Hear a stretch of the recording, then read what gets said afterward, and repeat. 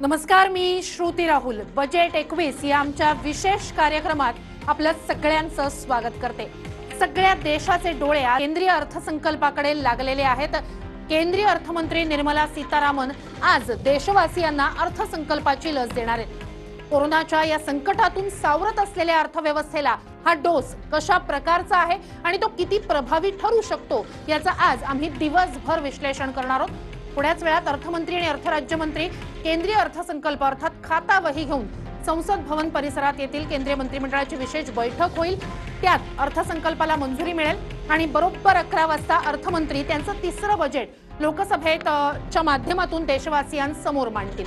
अर्थात यातून नेमकं सर्वसामान्यांना काय मिळणार, विक्रमी जीएसटी वसुलीमधून नेमकं सध्या तरी काय दिसतंय. ताज्या माहितीनुसार जानेवारीतही 1,20,000 कोटी रुपयांची जीएसटी वसुली होण्याचा अंदाज वर्तवला जातोय. अर्थव्यवस्था अशी वेगानं रुळावर येत असताना सरकारही खर्चाला मागे पुढे पाहणार नाही असं दिसतंय. त्यामुळे अर्थसंकल्पातील नियोजित खर्चात किमान 4 ते 5% वाढ होऊ शकते. चालू वर्षासाठी 15 लाख कोटींचा नियोजित खर्च होता, आता तो आगामी वर्षासाठी 19 ते 20 लाख कोटी रुपयांपर्यंत जाऊ शकतो. पण या खर्च वाढीमुळे वित्तीय तूट मोठ्या प्रमाणात वाढण्याची चिंता आहे. चालू वर्षात 3.5% इतकं वित्तीय तुटीचं उद्दिष्ट होतं. तर आर्थिक चित्र नेमकं काय आहे पाहूया ग्राफिक्सच्या माध्यमातून.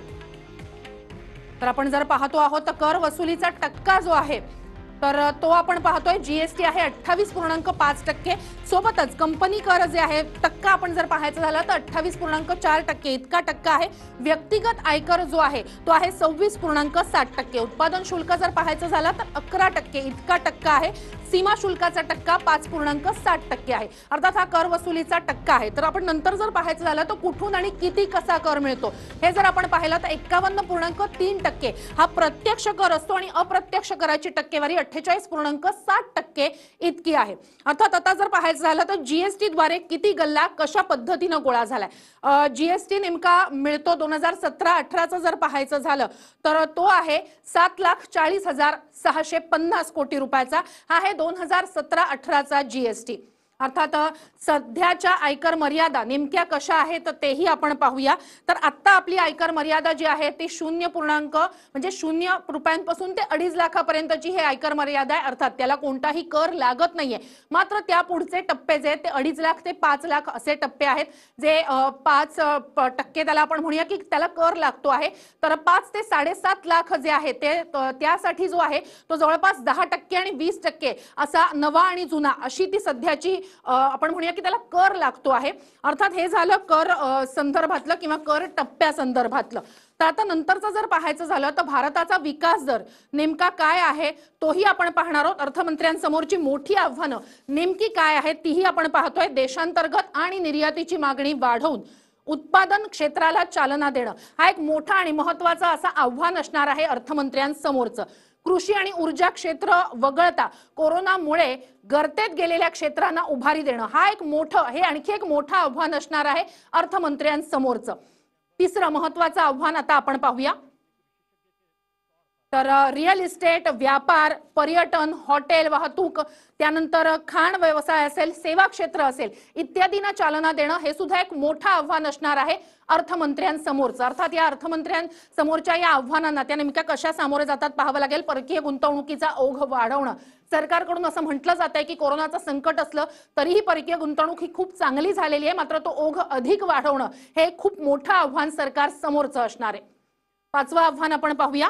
5वं आव्हान आहे 10.75 लाख कोटींची वित्तीय तूट दूर करणं. हे खूप मोठं आव्हान असणार आहे, कारण इतकी मोठी वित्तीय तूट आहे ती कशी दूर करायची हे खूप मोठं आव्हान केंद्रीय अर्थमंत्र्यांसमोरचं. 6वं आहे आपल्या समोरचं आव्हान किंवा केंद्रीय अर्थमंत्र्यांसमोरचं कोरोना आणि त्यापूर्वीच्या मंदीमुळे घटलेलं महसुली उत्पन्न वाढवणं. हेही एक महत्त्वाचं आव्हान असणार आहे. 7वं आव्हान आहे कोरोना लसीकरणासाठी 80,000 कोटी रुपयापर्यंतचा फंड उभा करणं. 7वं आव्हान अर्थमंत्र्यांसमोरचं खूप मोठं असं हे आव्हान आहे.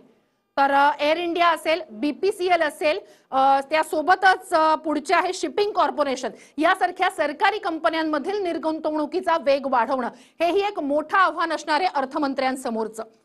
तर त्यासोबतच बँकांची घटलेली कर्ज, एनपीए दूर करून कर्जाची मागणी वाढवणं, अर्थात हे खूप मोठं आव्हान असणार आहे आणि ही खूप महत्त्वाची अशी समस्या अर्थमंत्र्यांना त्याला सामोरं जावं लागणार आहे. हे झाले 9वं आव्हान. आणि 10वं आव्हान जे खूप महत्त्वाचं आहे ते म्हणजे एकूणच विकास दर किंवा जीडीपी आपण ज्याला म्हणतो तो पुन्हा एकदा 9 ते 10% नेणं, हे एक खूप मोठं आव्हान असणार आहे अर्थमंत्र्यांसमोरचं. आणखी एक महत्त्वाची घडामोड, खरं तर आपल्याला माहिती आहे की थोड्याच वेळात केंद्रीय मंत्रिमंडळाची बैठक असणार आहे. बैठकीत अर्थसंकल्पाला मंजुरी मिळेल. हे खरं तर आपण म्हणूया की नियोजित असतं. अशा प्रकारेच अर्थसंकल्पाला मंजुरी दिली जाते. 10:15 वाजता केंद्रीय मंत्रिमंडळाची बैठक असेल आणि यात अर्थसंकल्प सादर केला जाईल. त्याला अर्थसंकल्पाला मंजुरी दिली जाईल आणि त्यानंतरच तो अर्थसंकल्प हा संसदेत सादर केला जाईल. केंद्रीय अर्थमंत्री तो सर्वांसमोर ठेवतील आणि जनतेसमोर सुद्धा ठेवतील. वेळ संध्याकाळी 7ची. देश महाराष्ट्राची महत्वाची खबरबात जाणून घ्यायची. देश आणि महाराष्ट्राच्या मोठ्या बातम्यांचं बुलेटिन देश महाराष्ट्र रोज संध्याकाळी 7 वाजता. TV9 मराठी, काळजी तुमची, हित महाराष्ट्राचं.